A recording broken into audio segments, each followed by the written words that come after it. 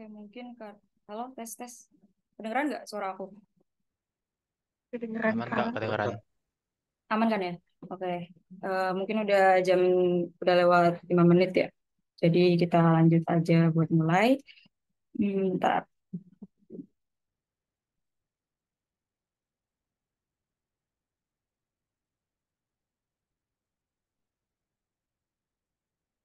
Udah kelihatan belum? Udah Kak. Silakan Pak. Udah. Oke, Oke. Jadi di sini aku mau ngejelasin dulu nih SOP di Trial Study Club ini. Mungkin kalian juga udah tahu Trial Study Club itu apa ya? Mungkin juga ada yang belum. Jadi di sini ada latar belakang di mana Trial Study Club itu tuh merupakan salah satu program kerja di divisi akademik gitu. Dia tuh apa ya? Salah satu study club yang baru khususnya sih.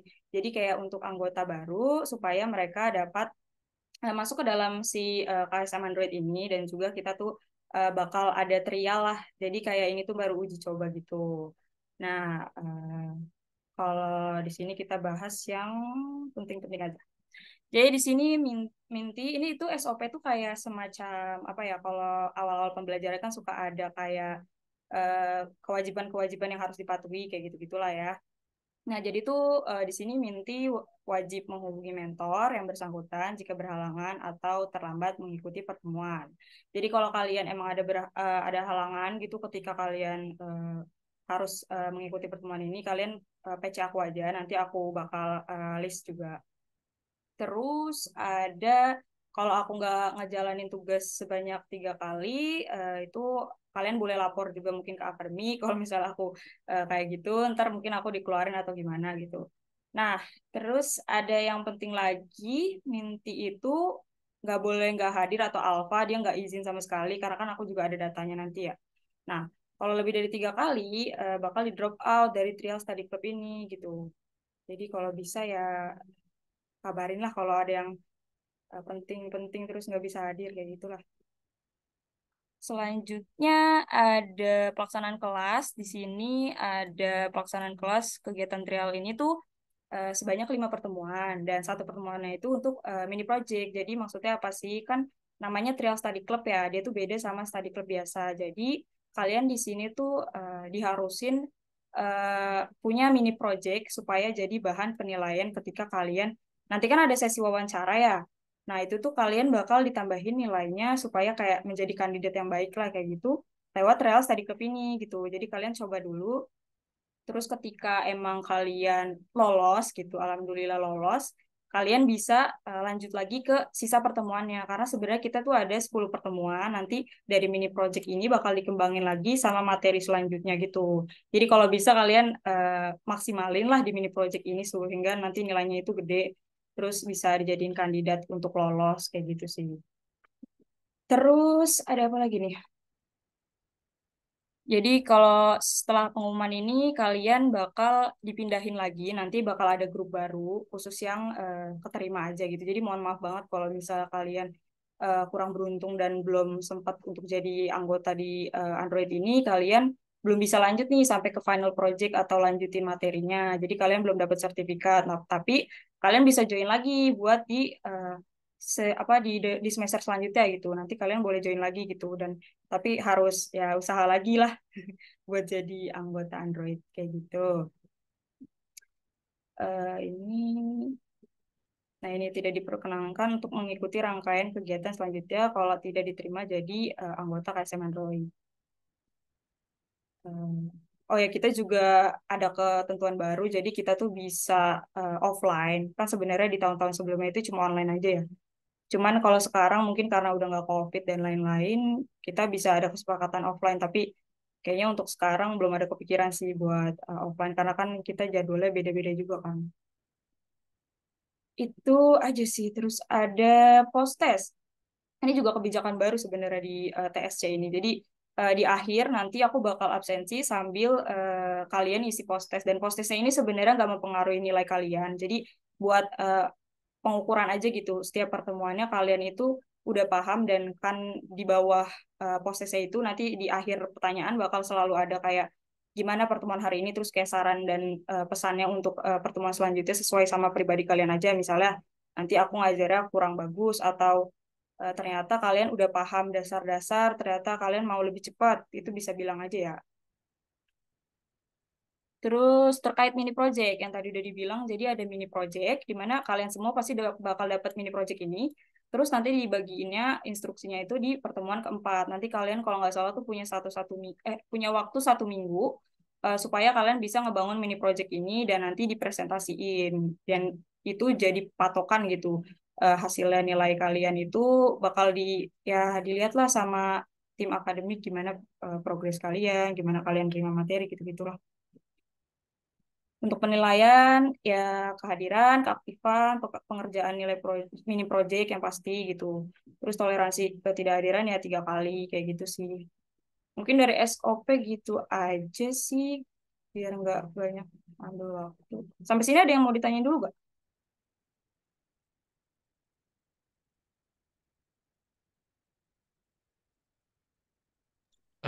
Kak, kemungkinan kalau misalkan SOP ini cuman kakak bacain atau ntar di-share juga balik ke grup atau gimana? Kamu mau baca lagi? Boleh sih, nanti aku share di Eh, deskripsi grup aja. oke, makasih Kak. Oke, ada lagi?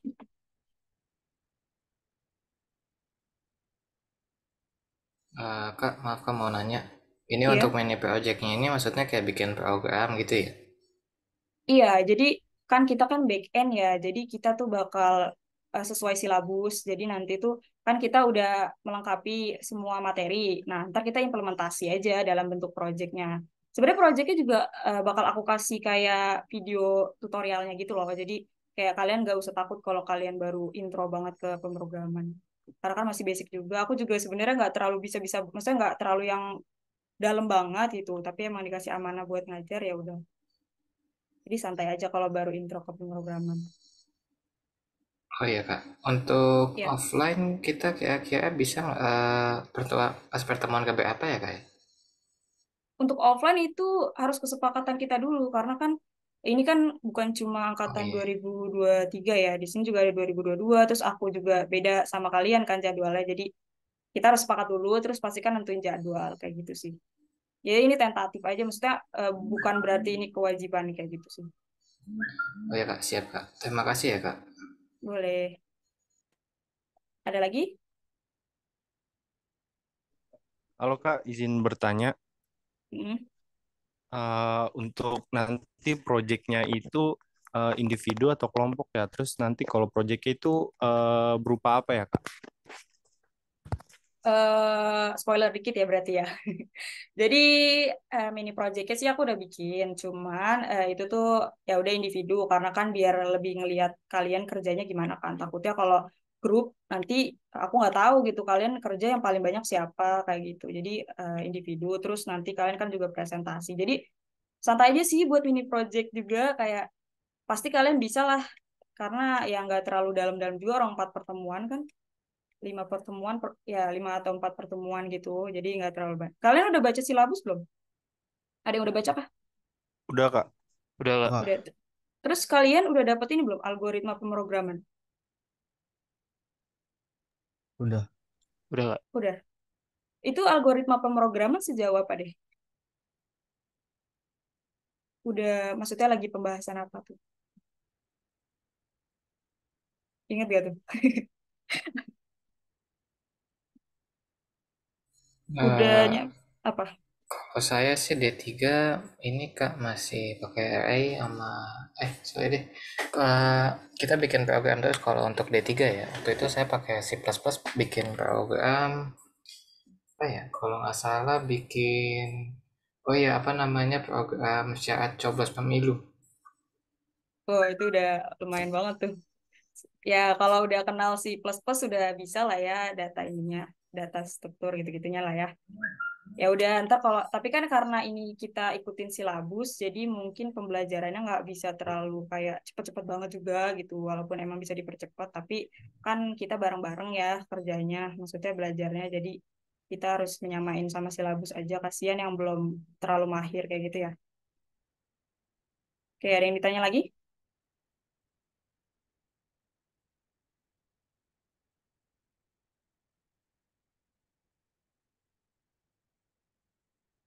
Oke, mungkin nggak ada kali ya. Nanti kalau ada yang mau ditanyain boleh PC, atau mungkin kalau ada kendala pas install tools-toolsnya juga PC aja ya. Jangan sungkan, maksudnya jangan terlalu gimana gitu. Kita kan namanya study club, jadi kita belajar saling sharing ilmu aja gitu. Bukan ada yang sepuh atau gimana. Aduh, oke. Oke, kita lanjut ke materi aja ya.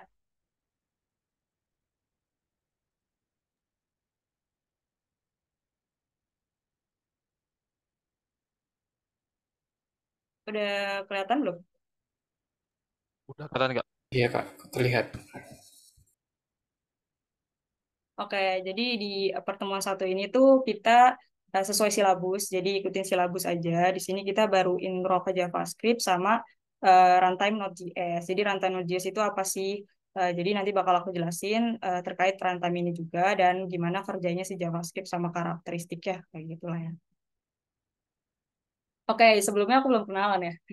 Oke, perkenalkan nama aku Salsabila Fauzia, aku dari Informatika angkatan 2021 dan aku di sini emang lagi fokus di back end sih. Jadi sebenarnya jam terbangnya juga belum banyak banget, cuman ya dikasih amanah buat ngajar, jadi kayak ya udahlah boleh gitu.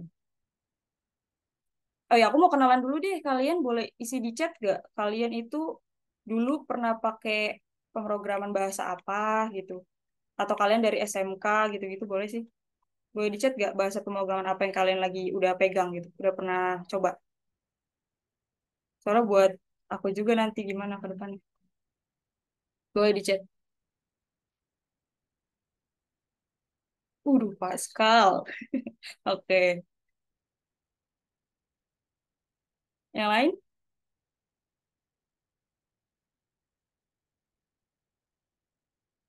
yang lagi belajar algoritma pemrograman, kalian dapat apa? C++. Semuanya. Oh, HTML. Oh, de.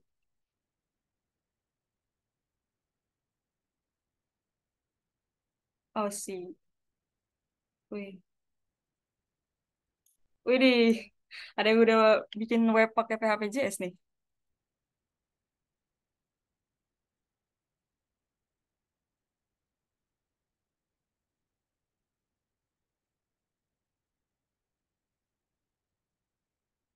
Oh, ada yang udah join juga ya. Oke, ya udah. Berarti mayoritas sudah pernah kena bahasa sila ya. Udah lumayan gitu. Oke lah kalau kayak gitu. Oke, kita lanjut aja.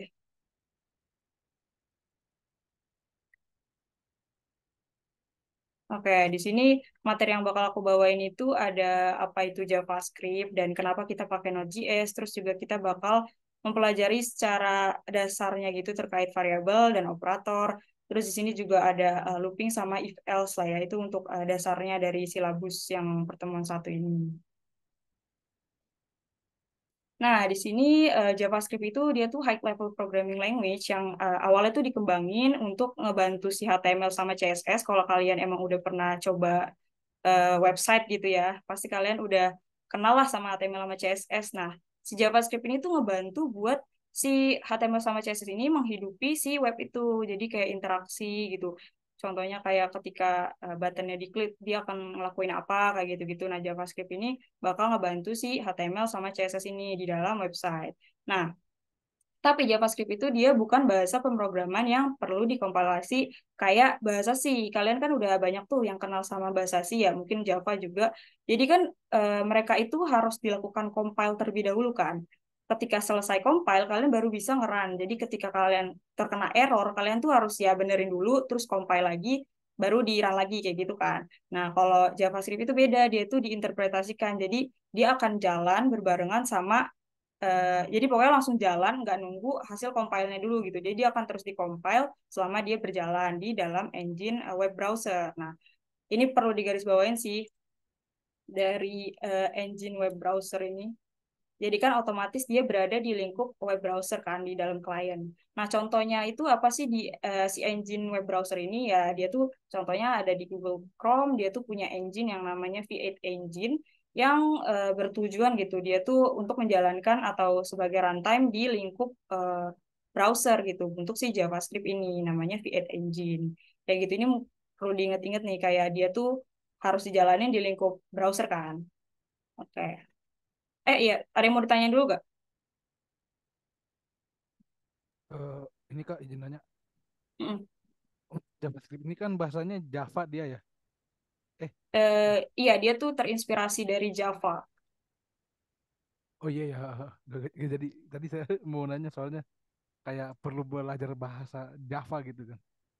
Enggak sih sebenarnya beda, cuma tuh si Hmm. pembuat JavaScript ini dia bikin ketika Java itu lagi naik, jadi dia kayak mengubah bahasa tapi dia menjadi scripting kayak gitulah. Cuma tuh emang terinspirasi ketika si Java ini naik, terus kayak si pembuat itu kayak gimana kalau kita bikin bahasa baru tapi scripting kayak gini-gini gitu loh. Jadi kalian nggak harus pelajarin Java, dia tuh beda. Ini nih makanya ntar aku bakal jelasin sejarahnya, kenapa dia namanya JavaScript. Udah jelas belum? Apa Udah ada Kak. yang ditanya lagi? Oke, Makasih Kak. oke. Ada yang tanya lagi? Aku mau nanya Kak, Boleh. kan ini kan JS ini kan dipakai buat webnya itu kan kan kita bikinnya pakai HTML CSS terus JS itu kan Iya. biar lebih interaktif. Nah kalau misalnya kita nggak pakai JavaScript tuh berarti nanti webnya cuma kayak tampilan aja gitu Kak. Mm-mm. Jadinya statis namanya. Kayak websitenya itu ya cuma bisa mungkin ya apa ya pindah-pindah halaman doang, tapi kayak itu juga lewat apa header kan kalau kalian pernah ini kayak gitu sih. Jadi nanti kalau kalian implementasi JavaScript, tapi itu mungkin di sisi front end-nya ya kalau JavaScript yang membuat hidup ini. Kalau di JavaScript penggunaan di back end ya tujuannya ada lagi gitu. Berarti Udah kalau jelas misalnya apa? kita mau bikin website terus niatnya cuma buat apa di view doang Tampilan. gitu website-nya itu nggak pakai JavaScript nggak apa-apa Kak? Nggak usah, nggak apa-apa. Kan sebenarnya balik lagi ke tujuan kalian kan. Kalau pakai JavaScript ya lebih profesional gitu, karena dia bisa pindah-pindah halaman pakai button, bisa button itu ngeluarin nilai atau gimana, ada perhitungan-perhitungan matematisnya kayak gitu. Oke, makasih Kak. Oke, ada lagi? Oke, kalau nggak ada, next aja ya biar cepat. Takutnya habis waktunya. Oke, selanjutnya ini kita bakal bahas. Tadi kan aku udah garis bawain ya, kalau dia itu berjalan di engine di dalam browser, ya nggak sih? Namanya itu V8 Engine. Jadi dia cuma bisa berjalan di lingkup browser. Browser kalian udah kebayang kan kayak Google Chrome, Microsoft Edge, itu dia punya engine sendiri. Tapi kalau di Google Chrome itu ya V8 Engine. Jadi itu yang bisa ngeruntime si JavaScript ini, bisa ngerun si JavaScript ini. Terus pada saat lupa tahun berapa pokoknya terus tuh ada pencipta Node.js nih si Node.js ini dia itu runtime untuk si JavaScript sehingga bagaimana JavaScript ini dia bisa keluar dari lingkup browser jadi dia keluar dari lingkup browser ini nah dia tuh bisa ngejalanin JavaScript dimanapun dan dia bisa mengakses kayak proses di dalam komputer kita contohnya kayak misalnya kita bisa input sebuah apa ya file kayak gitu-gitu jadi kita bisa ngambil proses di dalam komputer kita kayak gitulah jadi intinya pada awal itu JavaScript cuma bisa run di ini nih. Jadi kayak kalau kalian udah pernah belajar kan kalian bisa konsol log di konsol browser ya. Nah, itu tuh dia ngerannya pakai si V8 Engine misalnya kalau kalian di Chrome. Jadi kayak ada sebuah runtime di dalam browser ini yang bisa ngejalaninnya. Nah, terus gimana kalau kita mau bikin multi-platform kayak gitu? Kayak misalnya di mobile itu ya kita bisa manfaatin si Node.js ini supaya dia bisa keluar dari lingkup browser atau klien ini gitu. Jadi intinya itu adalah si Node.js diciptakan itu untuk mengeluarkan si JavaScript sehingga dia nggak cuma bisa dijalan di klien atau di browser dengan menggunakan sebuah web server gitu. Jadi kita membuat sebuah server, jadi jalannya di server. Nah, ini nih sebenarnya bakal aku jelasin tapi kayak mungkin di pertemuan berapa ya? Kalau nggak salah pertemuan 5, jadi kayak masih agak lama sih bahas ininya, jadi masih dasar. Terus intinya tuh untuk ngehubungin antara Node.js sama browser ini, kita tuh ada namanya framework. Framework ini tuh supaya kan kalau di browser itu ada HTTP protokol ya. Jadi ketika proses si Node.js ini mengakses nilai-nilai di dalam browser ini ya pokoknya kita menggunakan Express inilah, ada framework namanya Express buat ngehubungin si browser ke Node.js. Sampai sini ada yang mau ditanyain dulu? Kak mau nanya Kak, kalau berarti kan Mm-mm. Node.js itu kan tadi kan sifatnya cross platform ya Kak. Mm, Berarti yep. kira-kira kalau Node.js itu bisa ada di desktop juga nggak Kak? Bisa. Bisa di mobile, bisa di desktop. Jadi tuh kan dia untuk background apa ya? Kayak contohnya pemanfaatan backend kayak gitu kan. Karena kan kita menggunakan JavaScript. Jadi eh, ya pokoknya khusus untuk backend juga dia bisa pakai Node.js ini gitu. Sehingga si Node.js ini tuh bisa mengakses kayak proses di komputer kayak gitu-gitu. Karena kan nggak mungkin kita cuma di browser kan kita butuh database kayak gitu. Ada yang mau Oh tanya berarti lagi? kalau React Native itu masuknya di Node.js ya Pak? Node.js ya Kak buat runningnya? React Native itu bukan buat front end ya, setahu aku. Jadi Node.js ini Oh, tuh server untuk JavaScript. Jadi kalau React itu dia dia bisa sih kalau nggak salah digabungin sama Node.js ini. Tapi dia tuh framework untuk front end. Jadi kayak kalau kalian mau nampilin hasil dari back end juga bisa kan dia nanti use state gitu-gitu. Aku nggak ngedalamin React sih, tapi setahu aku dia kan framework untuk front end.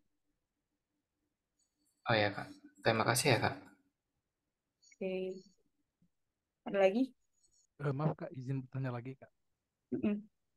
Ini berarti kan ini Node.js ya, dia kan pakai JavaScript berarti ya. Mm-mm. Kita perlu apa sih nge-master JavaScript ini nggak apa sih bahasa JavaScript ini buat bikin Node apa sih buat pakai Jadi Node.js tuh ini. oke. Jadi ya pada dasarnya kita tuh sebenarnya belajar JavaScript, tapi kita harus tahu bahwa JavaScript itu, ini aku highlight aja ya. Jadi pada dasarnya kita belajar JavaScript. Nah, JavaScript ini ngebantu kita buat proses kayak misalnya dari research database gitu. Gimana bisa di luar browser gitu kita menggunakan JavaScript jadi lebih fleksibel gitu loh. Kita bisa ngeakses proses di komputer kayak gitu. Jadi sebenarnya Node.js ini tuh cuma kayak perantara gimana supaya si JavaScript ini yang tadinya cuma bisa di-run di browser, dia itu bisa di-run di komputer kita gitu, bisa manipulasi apa proses di dalam komputer kita kayak gitu. Jadi ya otomatis kita harus belajar JavaScript-nya. Jadi bahasanya JavaScript gitu. Cuma ini kayak semacam bantuan lah supaya JavaScript itu nggak cuma main di browser kayak gitu. Oh, oke Kak. Makasih Kak. Oke. Ada lagi mau nanya? Oke, kalau nggak ada kita lanjut aja ya guys. Nah, ini jadi tadi kan ada yang nanya ya Java, apakah harus belajar Java gitu kan? Jadi di sini ada perkembangan JavaScript gitu. JavaScript itu dia dibuat sama Brendan Eich pada saat dia kerja di Netscape Communication. Namanya itu si Mocha ini. Nah, Mocha ini kemudian setelah beberapa tahun itu kalau nggak salah si Netscape Communication ini tuh diakuisisi gitu loh sama ECMAScript namanya. Jadi dia perusahaan gitu, dia mengakuisisi terus disebutnya jadi ECMAScript. Jadi ketika ada model lanjutan atau updatean itu dia berubah menjadi IS3. Nah, si JavaScript ini tuh dibuat ketika si Java ini lagi booming lah, anggapannya kayak gitu. Terus, kenapa bisa ada kata JavaScript? Nah, ini tuh ada background-nya gitu. Jadi, dalam bisnisnya, kan dia sebenarnya namanya itu ECMAScript kan, iya nggak sih? Makanya disebutnya IS kayak gitu. Dia tuh disebutnya ECMAScript. Sebenarnya lisensinya namanya ECMAScript. Cuma karena ya namanya bisnis ya, supaya bisa lebih dikenal, dia memanfaatkan ketenaran Java ini. Jadi sebenarnya mereka tuh beda. Cuma tuh ya emang Java ya jadi apa ya? Patokan pada masa itulah kenapa terciptanya JavaScript kayak gitu sih. Tapi mereka tuh bahasa yang berbeda. Orang dari apa ya? Nanti kita bahas karakteristiknya itu karakteristiknya juga dia beda kok. Jadi kayak gitu sih. Nah, terus kayak karena sebenarnya JavaScript itu nggak ada lisensi, jadi ketika ECMAScript ini update, jadi JavaScript ini juga update. Jadi kayak karena proses bisnis aja sih. Kenapa adanya tercipta JavaScript kayak gitu. Asalnya itu ada namanya itu ECMAScript lisensinya kayak gitu. Nah, kemudian di sini ada yang di-highlight lagi ini TypeScript. Jadi mungkin kalau kalian yang udah sepuh, kalian pasti bakal tahu TypeScript kenapa rame banget gitu-gitulah ya. Ini bakal berkaitan juga sama karakteristik yang bakal aku jelasin dari si JavaScript ini. Oke. Eh, nih, karakteristik pertamanya itu ada scripting language. Maksudnya apa itu scripting language? Jadi dia tuh nggak perlu kompilasi di awal, jadi dia tuh langsung just in time aja. Jadi dia ketika menjalankannya, dia nggak harus menunggu, oh dikompilasi dulu nih sampai kelar kayak gitu. Nah, tapi dia itu langsung berjalan di runtime. Jadi ketika kalian ketemu error atau wah ternyata variabel ini ada yang kayak gini-gini, nah dia bakal di notice baru di stop kayak gitu. Jadi dia just in time baru ketemu ketika ada problem gitu. Jadi dia dijalanin aja dulu gitu. Kemudian ada karakteristik case sensitif. Mungkin kalau kalian udah pernah main Python ya kan, sebenarnya sama aja sih. Ya ada case sensitif kayak misalnya kalian untuk menampilkan di konsol gitu kan kalian membutuhkan konsolog. Tapi konsolog ini sama konsolog yang kecil ini tuh udah jelas beda gitu. Bahkan mungkin IDE kalian entah Visual Studio atau eh, apa ya Sublime gitu-gitu bakal langsung notice aja sih kayak ini tuh nggak sama dan nggak bisa ngegunain built-in konsolog untuk menampilkannya di konsol kayak gitu dia tuh beda kayak gitu. Terus juga kalau misalnya kalian nge-assign sebuah variabel baru gitu, misalnya variabel, terus di sini ada nama, maaf ya tulisannya kecil, nama sama n yang gede, ini tuh udah pasti beda gitu loh. Karena kayak bakal dianggapnya oke yang ini sama yang ini udah pasti berbeda kayak gitu. Oke, next aja. Nah, selanjutnya ada weekly type programming. Nah, ini yang harus di-highlight nih, dia tuh weekly. Kalau di Java, terus di C, C++ itu kan dia strong ya. Kalau kalian pernah dengar pasti karena dia kan strong. Kenapa dia strong? Karena dia melakukan deklarasi terlebih dahulu terhadap variabelnya ini. Apakah dia akan di-assign integer, string, ataupun karakter kayak gitu kan. Kalian pasti bakal nemu kayak gitu ketika melakukan deklarasi. Nah, kalau di JavaScript ini sendiri, dia tuh merupakan weekly type programming. Maksudnya itu apa? Jadi dia melakukan assign nilai sesuai dengan apa yang diinputkan gitu, apa yang diberikan di sini. Jadi ketika let umur 2 ini bakal dibaca bahwa dia tuh integer. Oke, tapi ketika dia di reassign ulang dengan apa dengan string gitu. Jadi dia kayak ya udah nggak apa-apa gitu selama ini masih valid sebuah apa sih string atau integer dia bakal boleh diassign gitu diubah kayak gitu.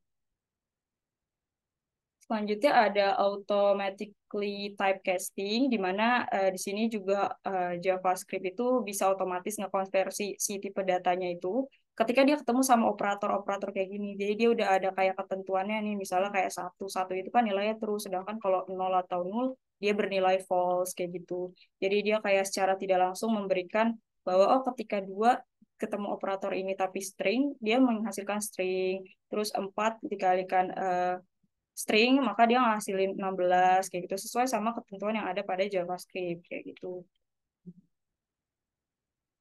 Oke, sebelum masuk ke variabel, aku mau jelasin yang tadi sih, yang TypeScript tadi kan TypeScript itu sekarang tuh yang paling baru dan mungkin agak hangat dibincang ya. Maksudnya developer tuh lagi kayak TypeScript, TypeScript kayak gitu. Nah, sebenarnya kenapa sih ada TypeScript? Kalau dari yang aku udah pahamin dan kayaknya aku kan udah pakai TypeScript juga ya walaupun masih project-project dasar di KSM. Jadi TypeScript itu tuh dia mengubah supaya JavaScript ini kan tadi dia weekly type ya.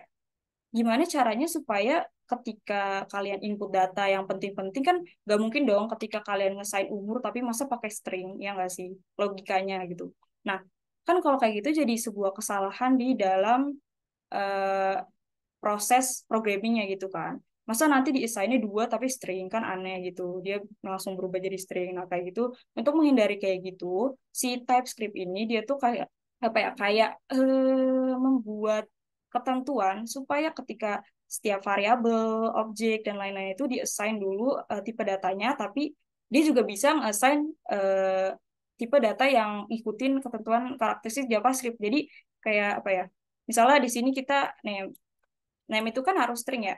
Nah, kalau di TypeScript itu dia sebenarnya pada dasarnya kan dia JavaScript, cuman dia ditambahin sebuah apa sih namanya kayak ketentuan baru lah supaya menghindari kesalahan-kesalahan yang kayak tadi aku udah sebutin. Jadi contohnya misalnya ada variable name nih. Nah, dia kan harus string kan. Nah, dia tuh bisa dijelasin kalau oh dia tuh harus string ya, kayak nggak boleh gitu di luar dari string ini. Tapi enaknya lagi dia tuh ketika kalian mungkin objek yang isinya objek itu apa sih objek itu dia isinya ada string ada ya pokoknya ada banyak gitu properti di dalam objek ini kalian tuh bisa nge-assign namanya itu any Jadi kayak ya udahlah, gue nggak mau tahu, ini juga nggak apa-apa gitu. Gue nggak harus nge-assign ini, tapi bagusnya sih jangan pakai any ya. Jadi kalian udah tentuin semua variabel atau apa sih tipe data dari variabel itu gitu. Jadi dia tuh kayak fleksibel, tapi dia juga bisa strong kayak gitu sih. Jadi adanya ini kayak buat pengenalan apa ya, ilmu pengetahuan aja sih. Maksudnya kita kan nggak bakal belajar TypeScript kan di back end basic ini. Jadi biar kalian juga dapat informasi kok, oh ada TypeScript nih, bedanya apa sih sebenarnya sama JavaScript? Ya dia tuh assign apa sih tipe data kayak gitu. Tanpa merubah si sintaks JavaScript itu gitu. Cuma ditambahin tipe data dikit gitu lah. Oke. Sampai situ ada yang mau ditanya dulu nggak terkait karakteristik?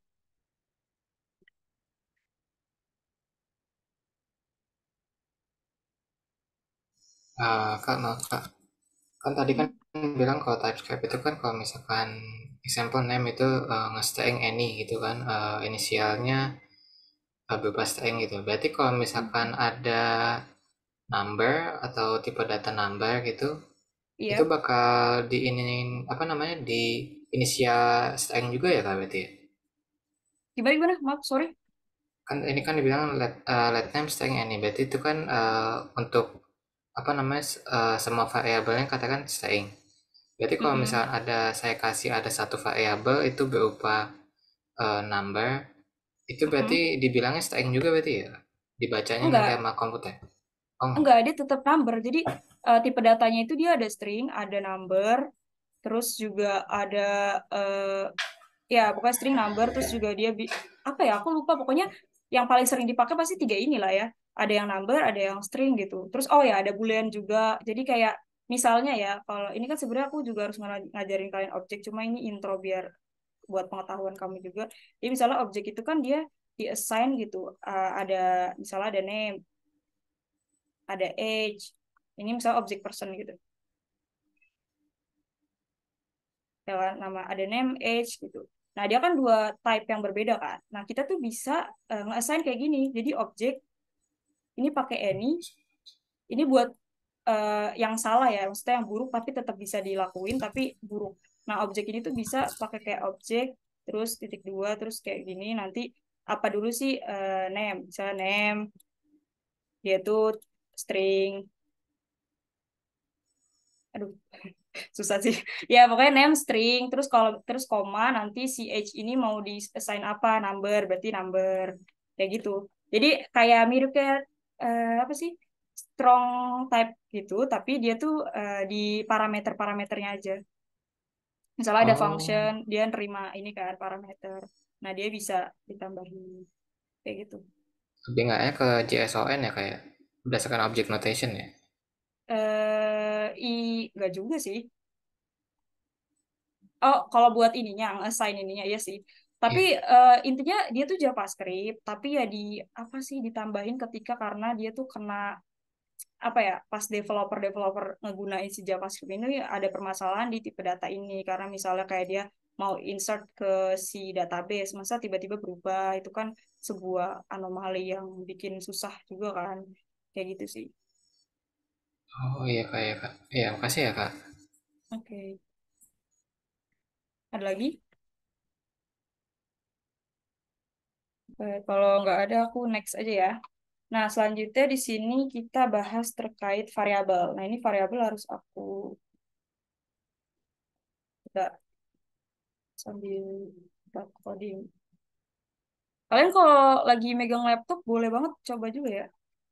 Oke, aku bakal jelasin variabel, variabel di JavaScript. Udah kelihatan kan nih dua-duanya? Apa aku baru nge-share yang ini doang?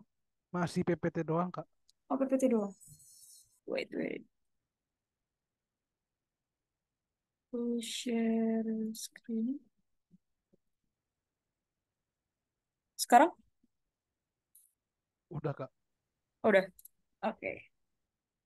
Jadi di sini aku bakal jelasin terkait perbedaan setiap variabel yang ada di JavaScript karena kan pasti ada yang baru nyoba JavaScript juga kan.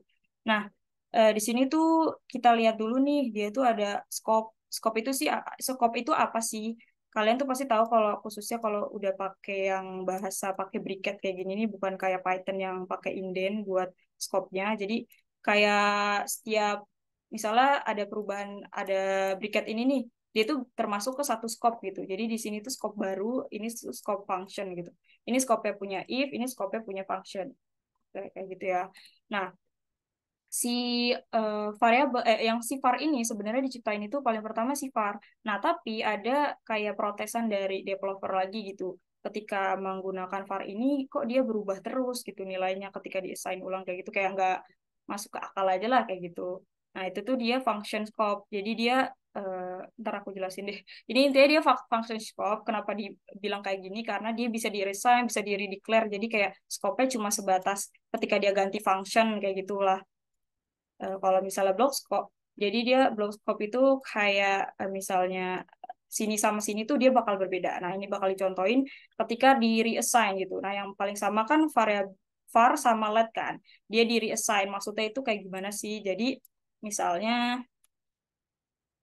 di sini aku pakai aku coba yang var dulu nih, bedanya gimana ya. Nah, ini kan dia membuat sebuah array, tapi ada nilainya. Nah, si nilai X ini yang dimasukin, dia bakal dicek apakah dia lebih dari satu. Jadi, anggapannya aja yang nilai yang ke 0 ini tuh bakal masuk ke sini gitu. Yang ini bakal tetap di lingkup function aja, kayak gitu ya. Nah, sekarang kita var, ketika di reassign, dia itu masih tetap bisa dan dia akan dibaca bahwa, oh ya udah kita ngeubah nilai dari Y ini.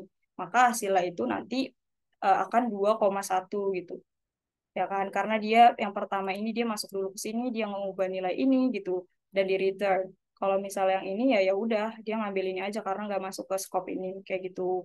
Nah terus kalau kita coba lagi ke let, bisa nggak sih dia di resign kan dia bilang di sini bisa ya, maksudnya itu bisa sama jadi dia fungsinya sama gitu dia bisa dilakukan assign ulang dan bisa mengubah nilai yang eh, deklarasinya kayak gitu.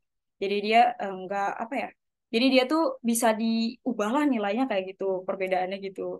Nah kalau cons dia kan nggak bisa ya. Ini tuh mirip sama kalau kalian main C itu ada define, ya nggak sih? Define itu kan nggak bisa diubah. Nah, cons juga. Jadi dia benar-benar nggak bisa diubah sama sekali, mau sama scope. Misalnya di sini ya sama dengan 2, gitu. Tetap error di sininya. Jadi dia tuh benar-benar nggak bisa di-assign ulang gitu. Jadi kayak, oke, gue harus konstan gitu. Nilainya harus Y sama dengan 1, kayak gitu. Jadi udah kelihatan banget ya kalau di cons tuh perbedaannya. Nah, kalau sekarang kita masuk ke redeclare. Nah, redeclare ini itu tuh ada var yang dia bisa di redeclare sama yang let ini udah berubah lagi dia nggak bisa di redeclare. Jadi tuh perbedaannya kelihatan ya kenapa dia bisa bisa bisa dibuat baru gitu. Nanti aku jelasin kenapa dia bisa ada si let sama cons ini. Jadi misalnya var. Nah, ini kan dia berarti artinya gue bikin dulu nih Y sama dengan 1. Tapi kalau di scope ini, gue bikin lagi namanya Y sama dengan 2. Nah, ketika kita coba, itu kan eh, dia tuh jadi kayak masuk sini sama ke sini. Tapi dia di reassign ulang. Tapi ketika kita cek hasilnya, dia tuh bakal tetap sama gitu. Jadi dia bakal tetap ngeubah sama yang ini. Nah, hal kayak gini tuh bakal mempengaruhi banget ketika kalian nggak sengaja bikin variabel nama yang sama, terus kalian ulang deklarasi. Sebenarnya kalian pengen buat ulang karena kan ketika kalian develop pasti udah banyak banget ya. Terus kalian nggak sengaja bikin variabel yang baru tapi namanya sama. Terus kalian pakai var dua-duanya ya kan. Nah, ntar kalau misalnya kita nggak mau ngubah ini tapi di sini keubah kan otomatis mempengaruhi nilai yang ini kan. Jadi itu sih kenapa si developer itu minta ditambahin let sama cons. Nah, jadi dari situ kita lihat kalau misalnya yang di let. Nah, di LED ini, dia aja langsung berubah warna kan nih, kelihatan nggak? Jadi kayak anggapan aja, oke, gue nge-redeclare baru di dalam scope baru gitu. Jadi gue punya lagi nih namanya Y, tapi isinya 2 beda sama ini. Nah, makanya ketika kalian konsol, hasilnya itu jadi 1 sama 1. Kenapa kayak gini? Ya karena kan pertama dia masuk ke sini kan. Tapi dia ini sama yang ini itu beda scope. Dia cuma ngambil nilai ini. Jadi anggapannya itu kayak ini gue udah masuk ke sini nih. Tapi kok balik lagi ke sini gue read cuma ini karena gue keblok gitu. Di sini jadi nggak ke return. Ya kalau kalian mau di sini return Y gitu. Jadi ngambilnya dari scope yang ini. Gitu. kalau mau ya. Tapi nggak disaranin sih kalau penamaan sama-sama kayak gini. Jadi bedanya gitu. Ya kalau cons tadi aja udah nggak bisa ya. Ya apalagi pakai ini. Udah pasti nggak bisa juga, langsung nggak nyala dua-duanya. Oke. Sampai sini ada yang mau ditanya dulu gak? Terkait Saya variabel. mau nanya Kak, Boleh. Kenapa? ya cuma mau nanya tema VS Code-nya apa ya Kak? Oh, boleh banget, boleh. Ini kalau nggak salah Dracula apa ya? Oh, Dracula Official Theme. Oke, makasih Kak. Yoi. Ada lagi?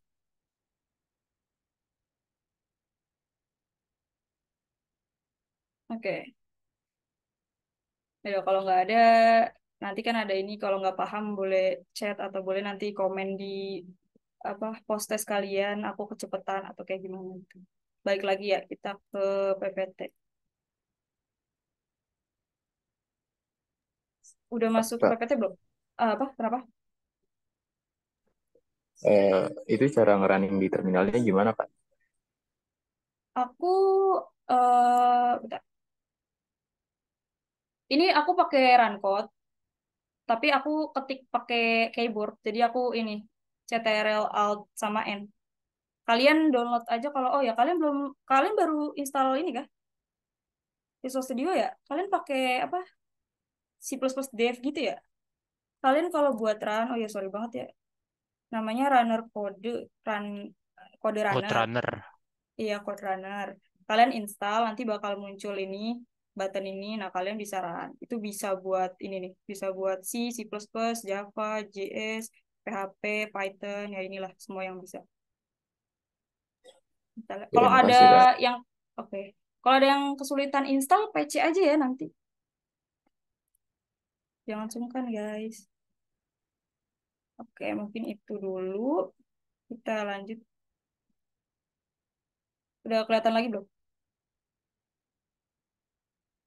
Kelihatan Kak. Oke. Nah, ini di sini ada pembelajaran terkait operator. Di sini aku nggak bisa jelasin panjang atau contohin di coding karena eh, ini panjang banget dan banyak gitu. Jadi buat jelasinnya takut gak cukup waktunya dan operator itu kan nanti ada banyak banget.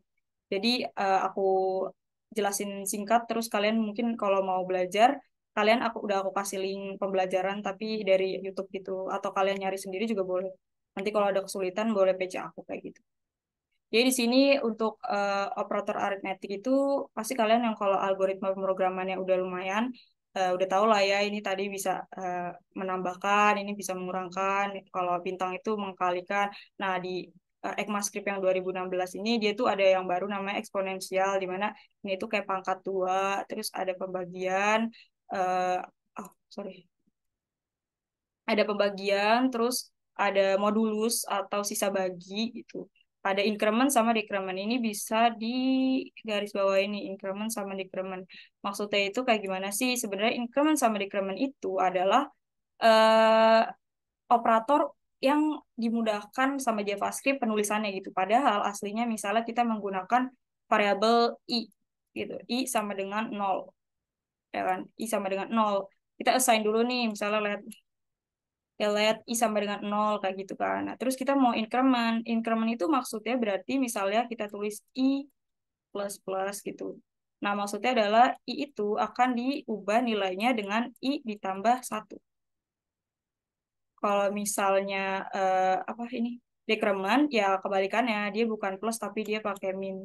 Jadi kayak dia akan mengurang terus-menerus kayak gitu. Selama dia kena atau dijalankan. Jadi dia ditambah satu atau dikurang satu kayak gitu. Ada mau tanya juga? Oke, kalau nggak ada, next. Kita bahas terkait assignment operator. Nah, ini sih sebenarnya yang tadi ini, itu tuh assignment operator yang kayak gini. Tapi dia dibuatnya jadi kayak gini doang lah gitu, dipermudah. Biar kalian bisa taruh di function for loop, di apa ya, di for loop, kayak gitu. Nah, kalau bisa assignment operator, dia tuh ada penulisan lagi yang ngebudahin kalian biar kayak nggak ngulangin X tambah Y gitu. Jadi kayak gini. cuma kayak gini, terus aslinya itu dalamnya kayak gini. Jadi si nilai yang depan ini tuh nilai yang depan itu ditambah sama si nilai yang kanan kayak gitu. Semuanya sama yang operator apa tadi namanya? Aritmetik operator gitu. Intinya kayak gitu. Ini aku nggak bisa jelasin rinci ya, soalnya emang pada dasarnya kita nggak pernah diajarin yang dasar-dasar banget. Cuma sekarang karena ada trial study club, maksudnya emang agak berubah juga silabusnya, jadi emang harus diajarin. Oke, kita lanjut aja. Ada comparison operator. Nah, ini tuh berguna banget ketika kalian kayak ngecek kedua nilai gitu. Yang ngasilin sebuah boolean apakah dia true atau false kayak gitu. Misalnya yang sama dengan ini, sama-sama dengan ini kan dia beda ya. Kalau misalnya sama dengannya dua, itu tuh misalnya kayak A sama nggak sih gitu sama si B. Kalau misalnya benar ya dia bakal true. Kalau salah ya dia bakal false kayak gitu. Nah, bedanya apa? Ketika kalian mengecek sebuah nilai, ya kan? Kan JavaScript itu kan dia bukan strong type kan. Nah, ini juga bisa jadi salah satu opsi ketika kalian menggunakan JavaScript, tapi kalian mau tahu juga gitu. Sebenarnya si value ini apakah dia benar sama dan tipe datanya itu sama gitu. Contohnya misalnya A itu dia string A kayak gitu. Nah, yang B ini eh, 3 kayak gitu kan. Ini kan beda beda tipe data ya. Nah, kalau kalian kayak giniin pakai sama dengan 3 kayak gitu, ya otomatis dia bakal false. Kenapa? Karena ya di variabel yang ini itu sama ini udah beda ya. Maksudnya tiga kayak gini. Maksudnya 3 kayak gini.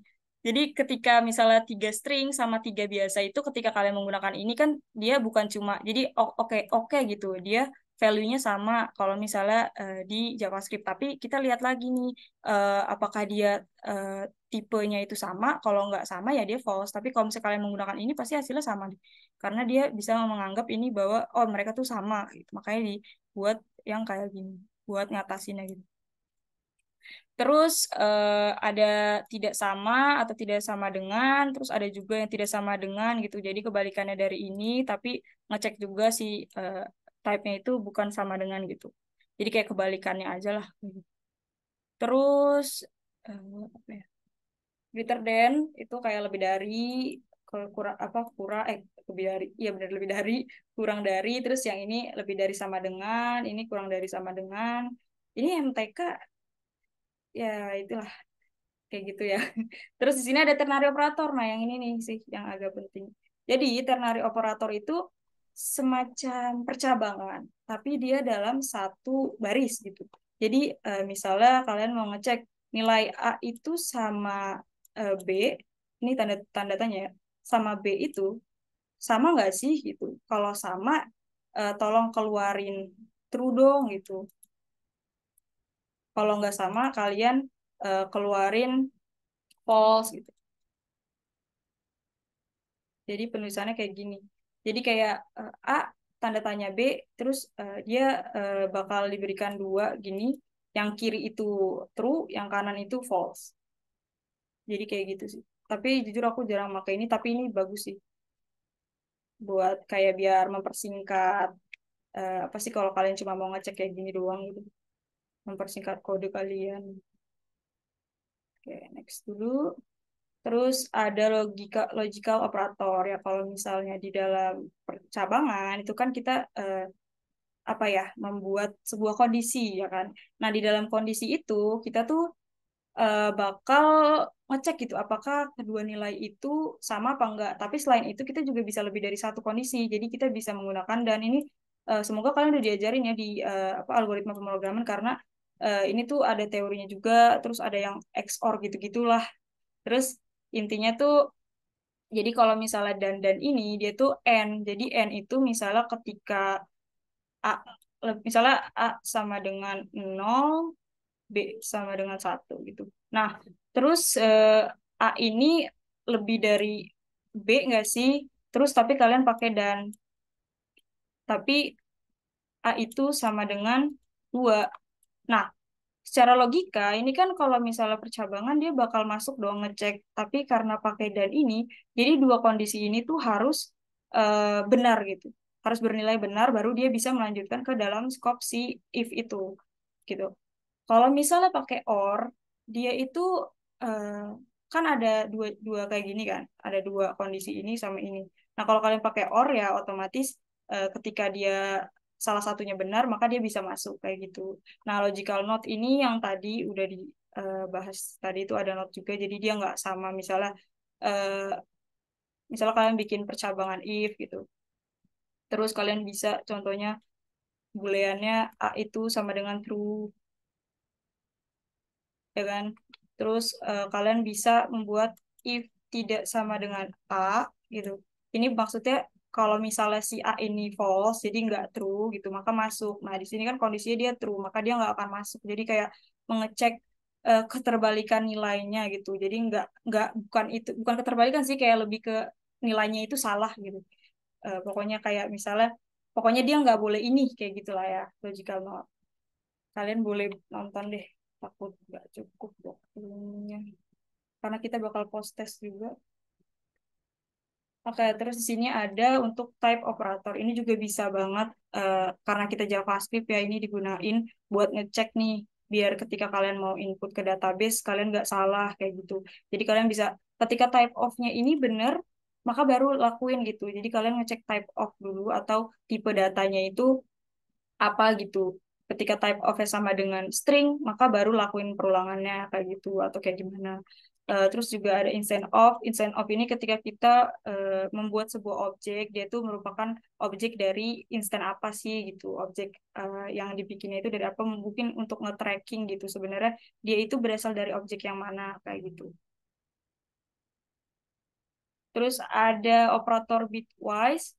Di sini sebenarnya aku nggak bisa jelasin rinci banget karena ini tuh juga waktu itu hektik banget lah, kayak kita harus belajar baik apa sih bit ini kan, terus kayak ini tuh ada nilainya nih berapa gitu-gitu. Nah itu bakal panjang banget dijelasin, jadi kalian boleh nonton. Dan sebenarnya jujur kalau kayak gini tuh jarang banget dipakai gitu untuk kita pemrograman uh, back end gitu. Kayak ini tuh biasanya mungkin kalau kalian mau manipulasi eh, kompleksitas kayak gitu-gitulah, jadi nggak terlalu diperhatiin banget, tapi buat informasi kalian butuh sih.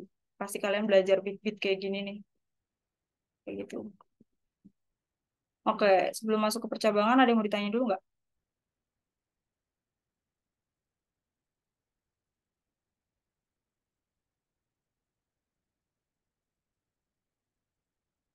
Kalau aku kecepatan gitu-gitu atau kalian kurang paham, jangan lupa ya, di post test isi, jangan di strip doang. Oke, kita lanjut ke percabangan. Udah sempet gak ya? Kalau dulu. Oke, boleh lah.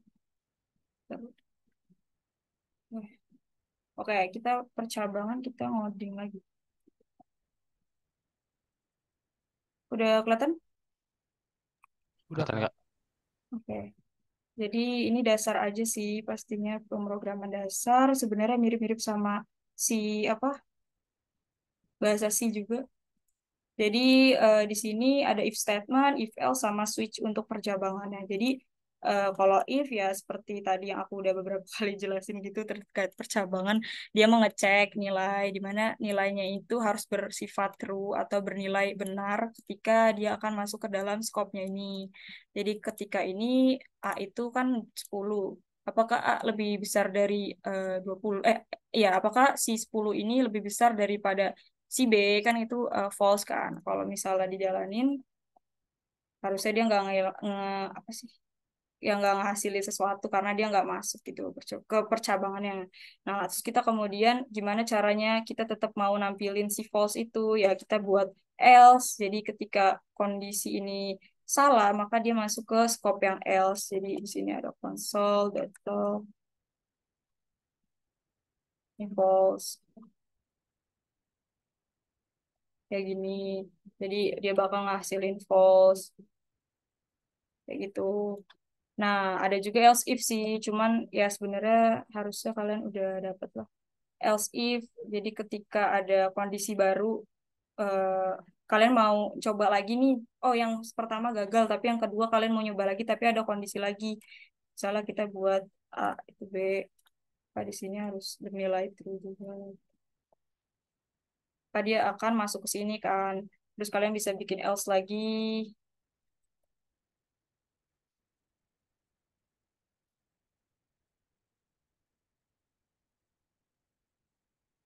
Salah kayak kalian running.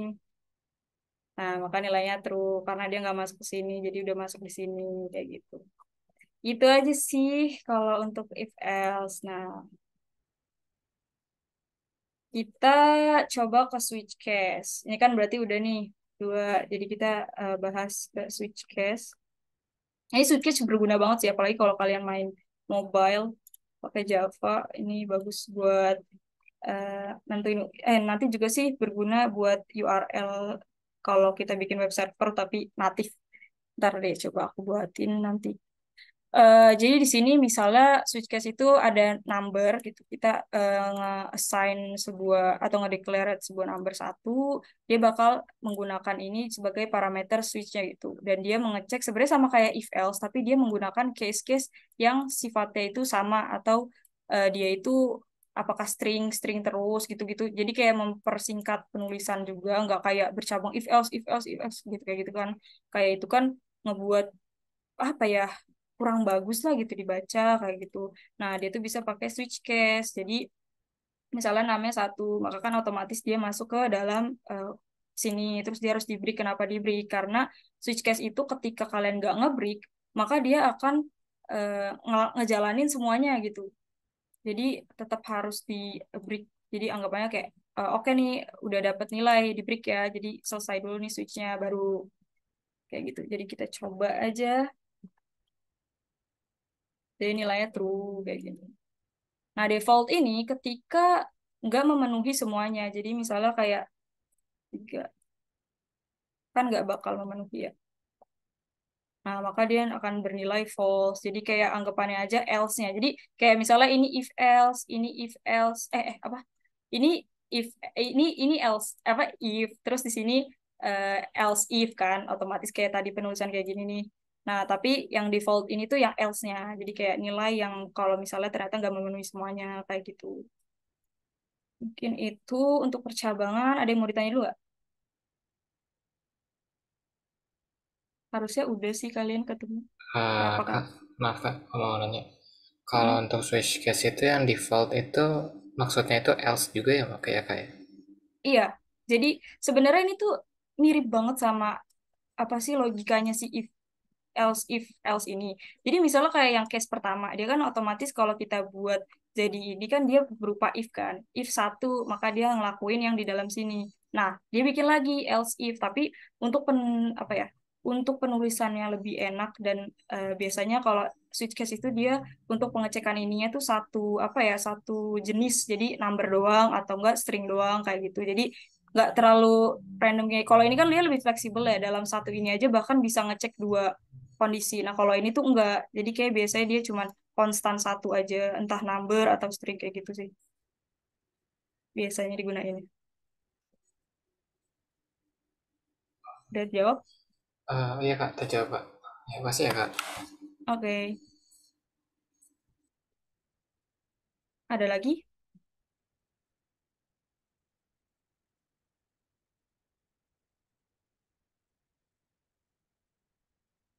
Oke. Kalau nggak ada kita lanjut ya. Itu takut nggak sempet di ini presensi. Hmm. Oke, kita lanjut ke perulangan. Nah, di perulangan ini ada 4, ada for loop, while loop, do while, ini penting juga nih, bedanya apa sih sama while biasa, sama for each. Nah, for each ini sebenarnya bukan di materi sekarang, tapi kayak ini pengenalan yang cocok di perulangan juga gitu. Aku harus buka lagi.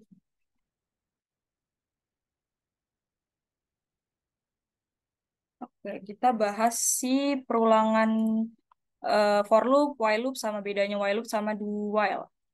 Oke, jadi di sini ada perulangan biasa, kayak mirip ya sama integer apa sih sama bahasa C. Kalau C kan tapi ini gini ya integer gitu. Jadi dia bilang kalau si apa inisialisasinya dia integer gitu kayak gitu kan. Nah, kalau misalnya di JavaScript dia cukup deklarasi aja kayak gini let. sama aja, cuma prosesnya juga jadi kayak ya udah aja gitu pakai increment gitu. Nanti ini juga bisa decrement gitu. Jadi untuk yang ini tuh nilai awal, ini tuh nilai untuk stopnya itu kapan, bernilai ketika ininya true, itu akan menyetopkan si perulangan ini. Nah kalau ini udah pasti hasilnya 1 sampai 5. Ngasilin 1 sampai 5 kenapa? Karena awalnya nih dia kan masuk ke perulangan nih. Kemudian dia ngecek nih apakah 1 masih kurang dari 5 gitu. Maka dia akan ditambahkan gitu. Selama si ini tuh memenuhi lah kayak gitu. Jadi dia akan terus mengulang atau ngeprint ngekonsol si nilai ini. Terus yang menarik di sini ada while. While itu dia tuh parameternya cuma kondisi kapan dia stop aja gitu. Jadi udah di-assign biasanya. Terus misalnya apa ya? Misalnya bisa juga ketika dia mau buat sebuah boolean gitu. While dia apa sih nilainya itu true, apa sih maksudnya maaf nggak konsen. Jadi intinya dia juga bisa menggunakan boolean. Misalnya kalian punya variabel gitu, variabelnya itu eh, cek gitu, ntar ini true. Nah terus kayak kalian ini ntar jadi ini sih looping yang nggak terbatas if check. Nah, kalau kayak gini kan berarti dia ngecek ya ketika dia masih true. Nah, ini aku nggak tambahin apa-apa gitu. Jadi dia bakal tetap nge apa sih ngeprint si number ini yang 1 ini dia bakal tetap ngeprint karena di sini nggak ada stopannya kan. Jadi true. Jadi sebenarnya kalian bisa juga pakai boolean kayak gitu. Kalau ini kan dia pakai parameter apa ya yang statik gitu. Jadi kayak udah di assign awal terus sama assign mulai. Jadi kalau ini dia bisa kayak merubah tipe lah gitu. Jadi kayak gitu. Jadi kalian bisa misalnya bikin di sini ada cek apa sih if berapa numbernya berapa gitu. Terus abis itu dia numbernya berapa, terus abis itu dia diubah nilainya. Jadi baru stop ketika di dalam sini tuh berubah kayak gitu. Jadi kalau di ini sebenarnya sama aja, cuman bedanya ya dia ini udah ada batasan awal sama batasan akhir. Kalau while dia bisa pakai boolean juga gitu-gitu sih jadinya bedanya. Dan penggunaan while ini dia tuh cocok kalau misalnya kalian disuruh bikin konsol program yang kayak di bahasa C itu kan dia suka ini ya. Misalnya kayak bikin menu, terus menu if si inputnya itu masih true gitu, dia bakal tetap ngekonsol menu-menunya kayak gitu. eh ya pokoknya kayak gitu.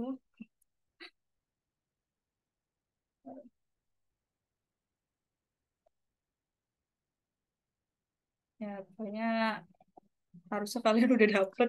Nggak bisa jelasin dasarnya gimana ya, bingung gitu loh buat jelasin secara dasarnya. Intinya dia mirip sama for loop tapi dia tuh ada batasan awal sama batasan akhirnya itu kapan, jadi statis gak bisa ngubah ininya. Nah kalau dia bisa ngubah nilai parameternya selama ya pokoknya misalnya udah ada ketentuan di dalam sini terus kan otomatis ngubah nilai num ini, nah dia bakal berhenti kayak gitu, jadi bisa di dalamnya gitulah kondisinya. Ini kalau dijalanin sama jadinya 1 sampai 5. Nah, yang menarik lagi, kan tadi kalau while ini mirip banget ya sama for loop, tapi dia bisa parameternya diubah ketika di dalam sini gitu. Ketika pakai boolean, kayak gitu-gitulah ya.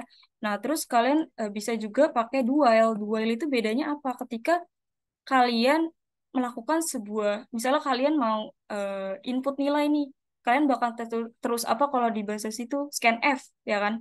Scan F. Nah, ketika scan F, kan otomatis ketika kalian mau menginput pertama kali, kalian kan harus melakukan dulu inputnya kan. Terus kalian mau ngecek ngecek validasi nih, inputannya dia udah bener belum sih, kayak gitu. Kalau misalnya nggak bener, eh, bisa ditambahin di sini. While ketika numbernya itu ternyata nggak valid, nilai inputnya itu nggak valid, jadi kalian bisa apa sih kayak menyetop si perulangan ini. Tapi eh, dia udah nanya dulu gitu loh, dia udah nanya dulu kalau misalnya apa sih si inputnya ini apa sih bentar, jadi intinya dia melakukan do-nya dulu baru dia akan mengecek. Jadi contohnya di sini kan kalau misalnya si numbernya itu 10 ya kan, nah tapi dia pengecekannya itu sebenarnya kurang dari 5 gitu kan. Nah, kurang dari 5 otomatis harusnya dia nggak jalan dong kalau misalnya kita pakai while yang biasa. Karena kan dia dicek dulu terus baru ngejalanin ini. Nah, kalau misalnya ini, dia itu justru kayak jalanin dulu gitu. Tuh, kan udah ada duluan kan. Jadi kayak misalnya ya, pengen jelasin apa ya prakteknya gitu loh. Jadi kayak kalian kan suka pasti disuruh bikin ini kan aplikasi apalah restoran input-input kayak gitu menu kan. Nah kalian tuh bisa manfaatin Duail ini buat kayak yang pertama ini isinya inputnya dulu scan F. Nah kalian kan harus valid kan isinya. Nah kalian bikin di sini misalnya kayak si selama si user ini menginputkan sama dengan 5 kayak gitu atau kayak gimana kurang dari 5 atau kayak gimana gitu-gitu kan. Maka maksudnya ketika kondisinya si user itu salah di sini, maka dia akan terus melakukan do ini, menanyakan kayak eh, input ini kayak gitu loh. Tapi kalau misalnya udah benar gitu dan ini, maka ya udah kayak gitu sih. Maksudnya manfaat si do while ini ngapain sih kayak gitu? Kalau kalian udah pernah disuruh bikin kayak restoran, input data atau array, apa ya array, terus nilainya segini-segini tapi kurang dari 10 gitu. Kalian bisa bikin dulu scan F ya, tapi ternyata kalian bikin validasi di sini. Selama dia nggak nge-inputin sesuai sama ketentuan dari si restoran itu, maka tetap tanya terus kayak gitu. Itu pemanfaatannya mungkin ya. Mungkin itu ada yang mau ditanya dulu nggak?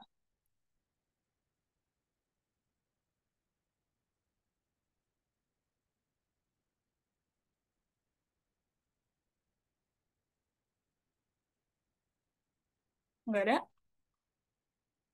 Oke. Oke, kalau mau nanya tapi malu di sini boleh di PC ya nanti.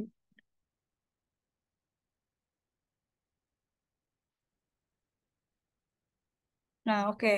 Kita masuk ke kenapa sih harus JavaScript gitu. Yang pertama tadi yang udah dibahas yaitu multiplatform. Udah pasti dia multiplatform. Jadi dia bisa membantu mobile juga untuk menggunakan backend gitu. Jadi dia berupa server apa sih? Dia digunain Node.js juga gitu, tapi via mobile kayak gitu-gitulah. Jadi dia multiplatform. Terus dia strong community. Maksud strong community itu adalah jadi ketika kalian ada problem itu kan kalian butuh banget ya advice dari yang sepuh-sepuh gitu.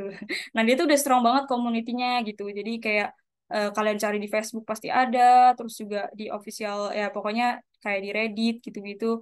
Itu udah ada kan, pasti dia strong community. Terus multi paradigma. Jadi multi paradigma itu apa sih? Kalau kalian mungkin yang baru masuk dan baru intro ke pemrograman itu paradigma itu ada object oriented, sorry, object oriented OOP. Dia pakai objek sama class, objek ya manfaatin objek sama class.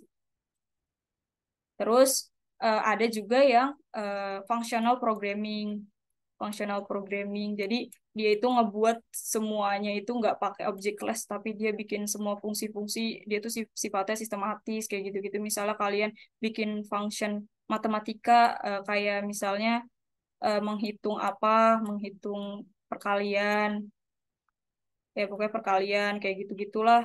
Jadi itu tuh dia namanya functional programming kayak gitu.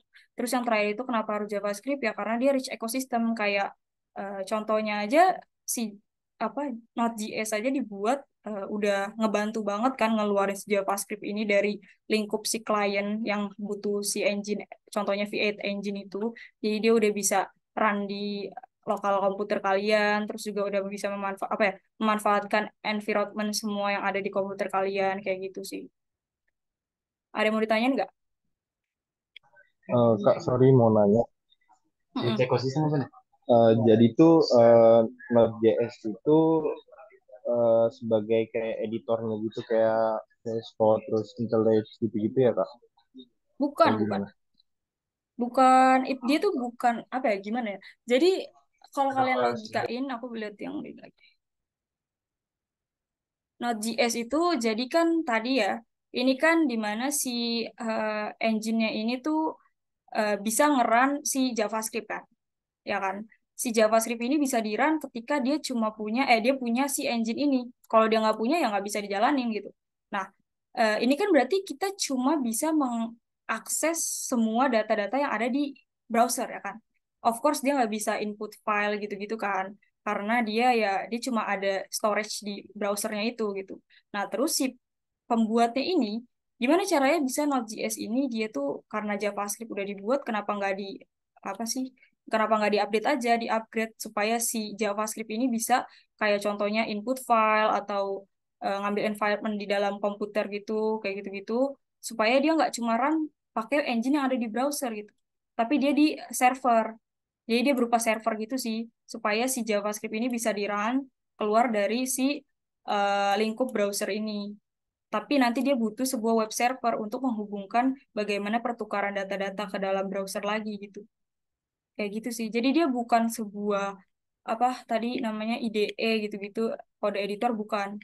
Jadi dia tuh kayak pemanfaatan sebuah runtime di mana dia bisa mengeluarkan si JavaScript nggak cuma jalan di browser dan dia nggak cuma memanipulasi elemen-elemen yang ada di browser kayak misalnya elemen HTML, nggak kayak gitu doang, tapi dia bisa kayak proses di dalam komputer kayak file, terus input file, terus apalagi ya, pokoknya semua proses-proses yang kalian tahu ada di dalam file, terus kayak memori itu kan of course kayak di browser dia punya memori sendiri, tapi di apa komputer kita juga punya kan. Nah itu tuh nanti Node.js ini bisa memanipulasi si apa sih, ya pokoknya proses di dalam komputer kayak gitu.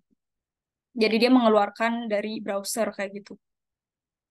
Dia jadi sebuah apa ya, runtime, apa sih runtime itu? Kayak compilernya tapi nggak butuh si V8 engine yang ada di browser ini. Jadi dia buat baru tapi dia bisa di lingkup eh, apa sih, di lingkup komputer kayak gitu. Nggak cuma di browser kayak gitu sih. Oke, makasih Kak. Oke. Kalau masih belum terjawab nanti mungkin aku kasih penjelasan lagi kali nanti ya di pertemuan kedua, karena ini udah jam 20.47, kita harus ngerjain post test sama absensi. Nah, oke, sampai sini ada yang mau ditanya lagi nggak?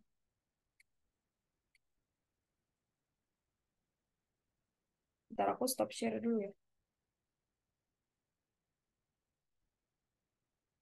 Sambil nunggu nih, aku lagi ambil link buat post test sama presensi. Kak mau nanya Kak, Mm-mm. kira-kira untuk ES6 itu yang paling baru itu apa ya kayak JavaScript, maksudnya versi ES6 sama ES5 tuh eh, update-nya yang paling baru apa ya kayak untuk ES6? IS6 itu tak bentar, bentar dulu ya. Aku lagi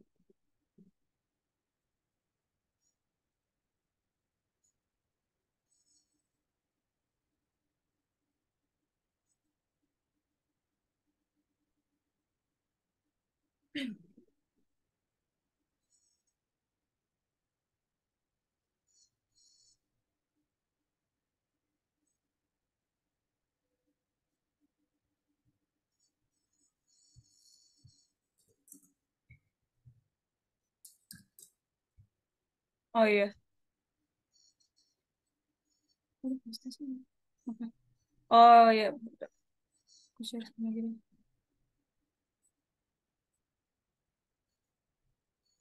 Udah kelihatan lagi belum?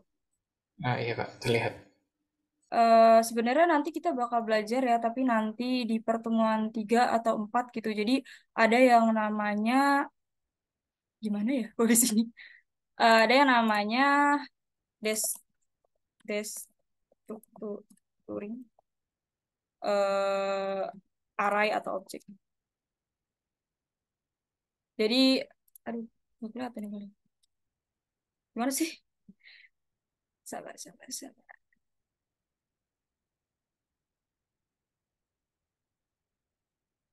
Jadi intinya ada descriptorim ayam array sama objek, dia itu nanti bisa nyambungin kayak misalnya ada dua array nih, ada array satu, ada array dua. Kok kayak enakan ini. Nih ada destructuring array sama objek di mana dia itu updatean terbaru di IS6, kayak misalnya kalian punya array satu nih. Kalian juga bakal belajar ini sih.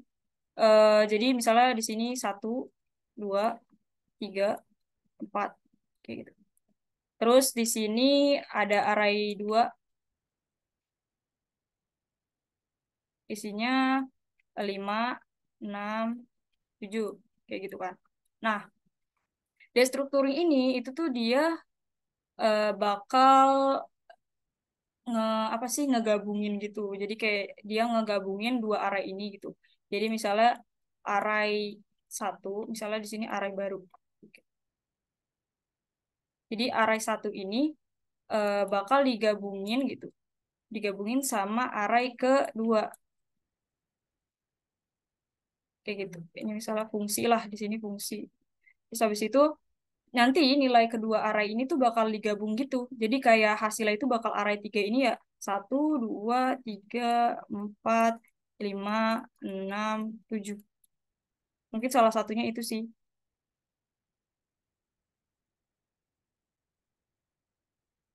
Oh, cuma baru fitur, maksudnya update baru fiturnya baru itu ya kayak baru Ada restructuring ada saja ya banyak kak? sih. Ada banyak sih. Sebenarnya ada banyak, cuman salah satu yang bakal kita pelajarin juga ini destructuring. Jadi kalian mungkin boleh lihat di Google juga pasti banyak penjelasannya. Aku juga nggak hafal soalnya, tapi yang paling nanti kita bakal bahas ya itu yang tadi aku jelasin destructuring, terus split operator itu bakal ngepisahin. Kalau tadi kan destructuring dia nyambungin, kalau split itu dia bakal misahin misalnya apa aku harus ini lagi. Misalnya, ini kan tadi destructuring ya. Split operator. Ada namanya split operator. Kalau di silabus pasti kalian lihat. Split operator itu kayak misalnya di sini. Bentar. Apa aku kebalik ya? Bentar dulu deh. Maaf banget, maaf banget. Aku soalnya nggak hafal banget. Bentar ya guys.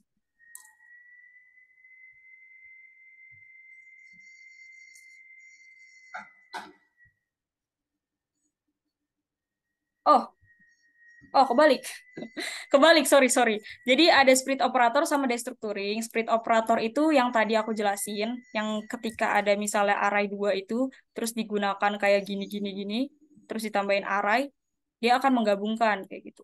Secara singkatnya kayak gitu. Tapi ntar bakal dijelasin di pertemuan ketiga atau empat gitu. Nah, terus ada yang namanya destructuring. Jadi ketika misalnya kalian punya objek nih, objek, ya kan, ini kurung kurawal. Di sini ada name, nilainya misalnya Caca, sini ada age, nilainya sama dengan berapa, ya. Terus kayak gini. Terus kalian tuh mau ngambil cuma nilai age-nya aja. Kalian bisa di sini misalnya let umur.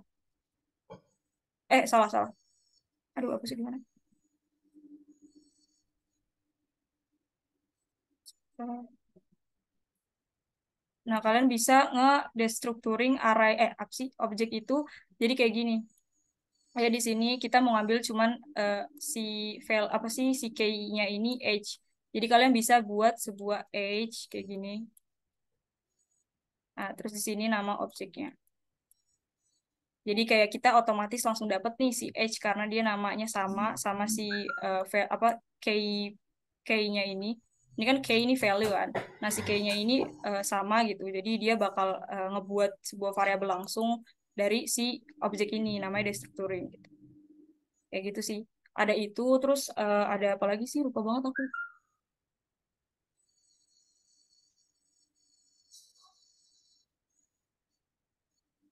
Oh ya, array function, oh my God.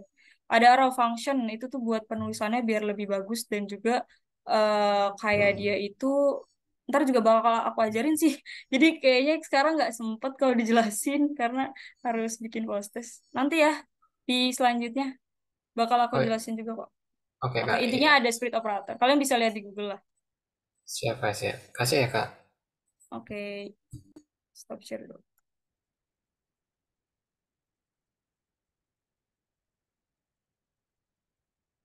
Nah, ini kalian sambil aku absensi, kalian udah punya ini belum sih? Email UPN? Dapat gak? Yang angkatan 23. Udah, Kak. Iya Isinya pakai dapat email kak. UPN ya? Isinya pakai email UPN. Bentar.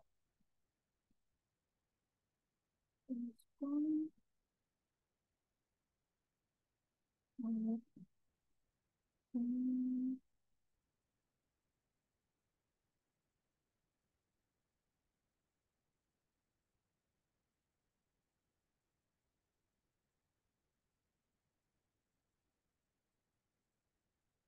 konsepnya harus listrik.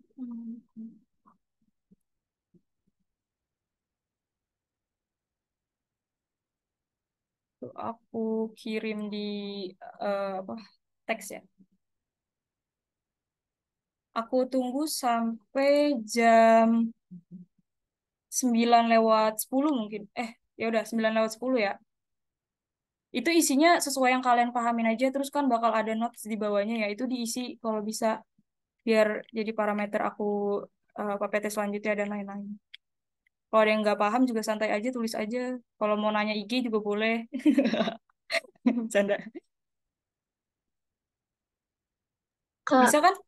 Apa? Kenapa? email UPN aku tuh kayak passwordnya tiba-tiba ganti gitu loh, padahal nggak aku ganti. Jadi sekarang nggak bisa akses akunnya. Oh, oke. Berarti jangan di restro ya. Kalau yang punya pakai aja ya. Nggak apa sih. Nggak usah lah. Nggak apa-apa.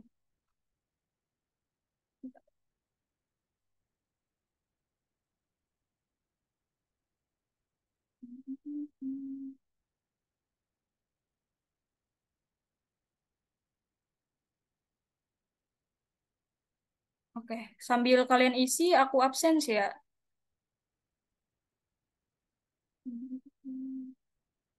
Boleh langsung diisi. Bisa kan? Udah bisa dibuka belum?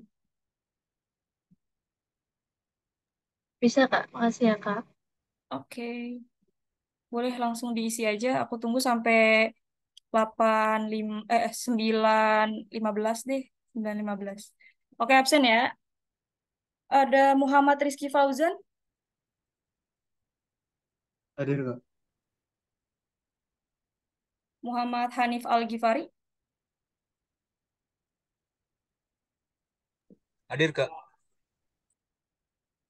Muhammad Faras Al-Akbar, Hadir Kak. Ernest Yosef Sesalonik, Hmm. nggak ada Ernest. Ernest Yose, nggak ada ya. Rangga Hadi Putra,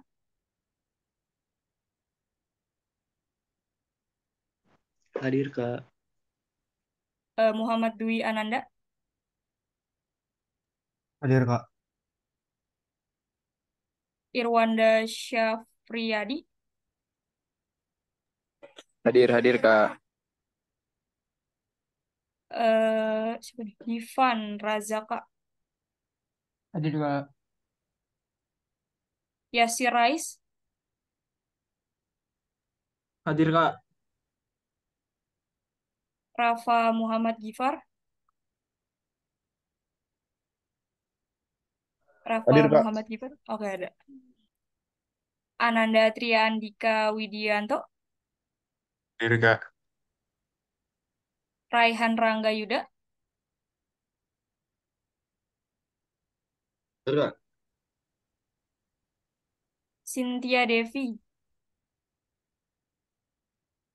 Hadir Kak. Muhammad Fauzan,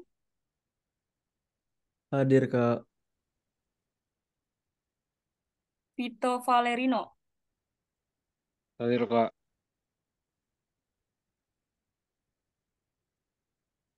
Diandra Bagustri, Hadir Kak. Jamil Lukman. Wih, Jamil tadi join pertama nih. Semangat banget Jamil. Hadir Kak. Muhammad Dafar Rabani, Ya, hadir Kak. Sufyan Al-Afi, Hadir Kak. Muhammad Amali Radifan, Hadir. Dava Naufal,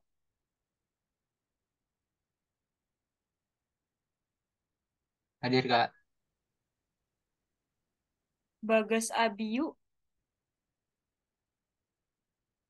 Hadir Kak. Kayla Alisa, Hadir Kak. Randy Sahrasat, Hadir Kak. Anissa Yuliawati,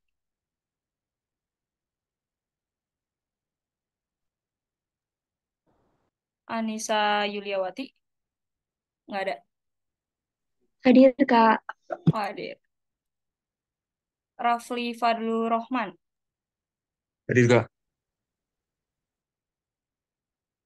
Mustika Langit,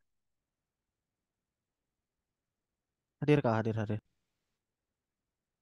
Natasha Helmalia Putri, Hadir Kak. Christian Ramsen. Hadir Kak. Wih, keren banget nih yang nggak hadir satu doang. Semangat banget dah. Bagus nih, bagus. Oke, boleh dikerjain dulu deh. Aku tungguin.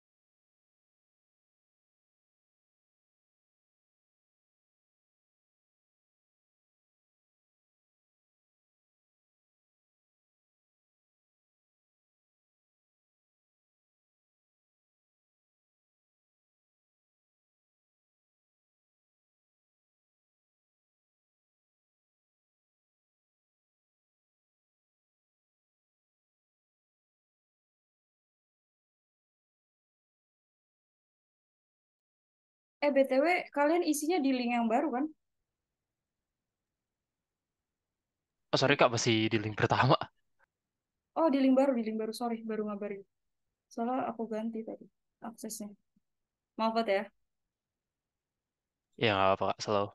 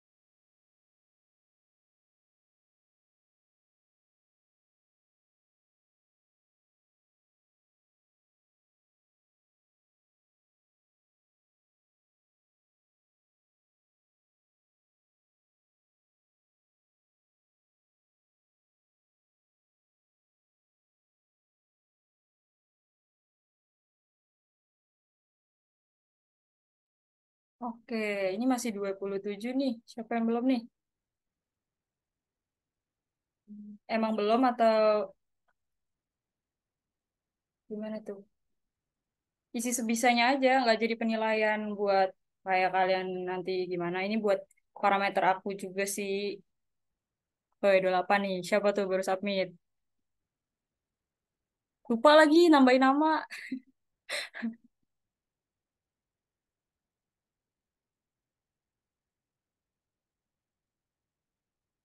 Ya udah lah. Aku tungguin sampai lah iya. Rangga. Wih, apel akademi banget kan Rangga? Ya udah, aku tungguin 2 menit ya nanti kita sesi foto dulu. Aku tungguin 2 menit nanti aku stop. Enggak sih, cuma anaknya Apple parah gitu doang. Mau kenapa sih? Oke, ayo on cam dong, yang bisa dong. Kita sesi dokumentasi.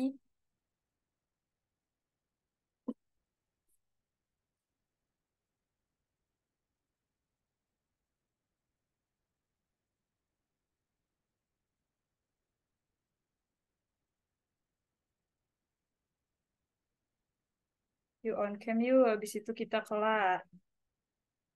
Yang belum submit submit dong. 2 orang lagi nih, submit dong Puh.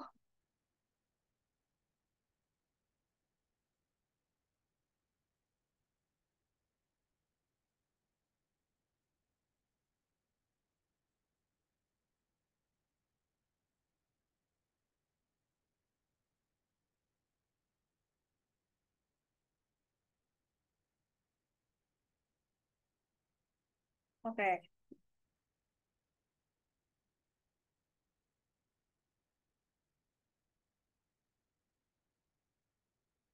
ayo Ram, on mic, on mic kan, on cam dong Ram.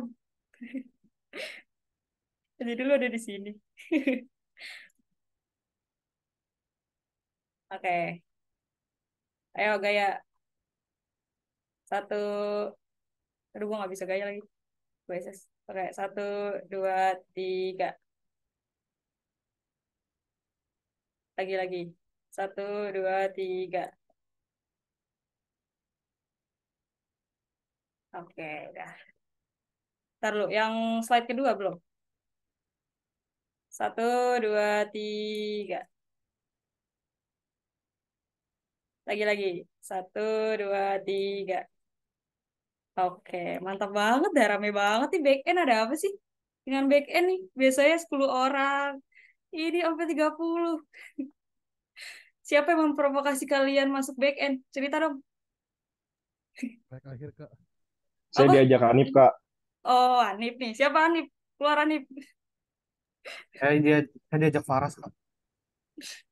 Paras ya, Paras. Bagus, bagus. Dipan nggak ngajakin, Kak. Kak, boleh nanya nggak Kak?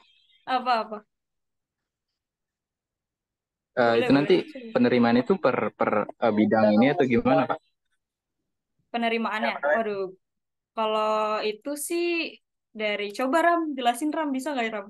Gue kan nggak tahu teknis penerimaan. Ada Rama kan masih ya? Ada, halo. Jelasin dong Jadi teknis diterimanya tuh. penerimaannya nanti disesuaikan sama kebutuhan juga sih. Kan nanti di data dulu dari KSM-nya nih yang masih mau stay di jadi anggota itu siapa aja yang mau udah yang mau keluar, ya udah. Nanti kita bakalan ngedata nih, kita butuh kira-kira resource developer itu, backend developer itu ada berapa, nanti disesuaikan. Gitu dari tim PSDM sih, Tuh, gitu terjawab gak tuh? guys. Jadi nggak ada kuota pastinya sih. Tapi yang paling penting kalian rajin-rajin aja, gitu. Tuh guys, semangat aja deh. Sini ada yang dari SMK kah? Saya, Kak. Oke.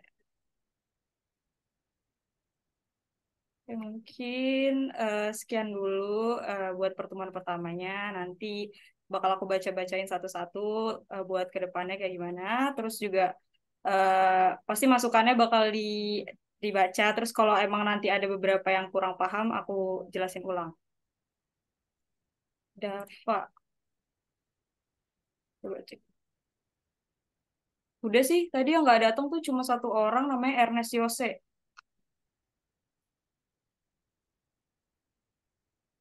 Oke deh, itu aja. Kurang lebihnya mohon maaf ya guys, karena emang jam terbangnya juga belum banyak banget. Jadi mohon maaf ya Pu, kita belajar bareng ya Pu. Ajarin dong Pu, aku kan masih pemula. Ya udah itu aja guys, mungkin boleh leave room. Makasih ya guys. Makasih Makasih Kak. Kak. Makasih Thank Kak. you. Thank you Kak. Thank you, Ya, Kak. Kak. Selamat malam Makasih Kak, Kak. makasih Kak. yuk. ya Pu. Makasih Kak. Ya, Makasih Pu. iya sama-sama Pu. Thank you Kak. Iya. Udah apa? Boleh join Amit breakout udah lain jadi gak sih? ngantuk Kak.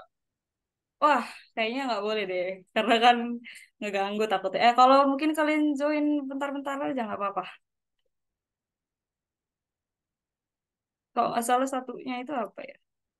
Ya itu aja lah. Dah, Kak. Mau nanya dong Kak. apa tuh? Ini tuh apa namanya?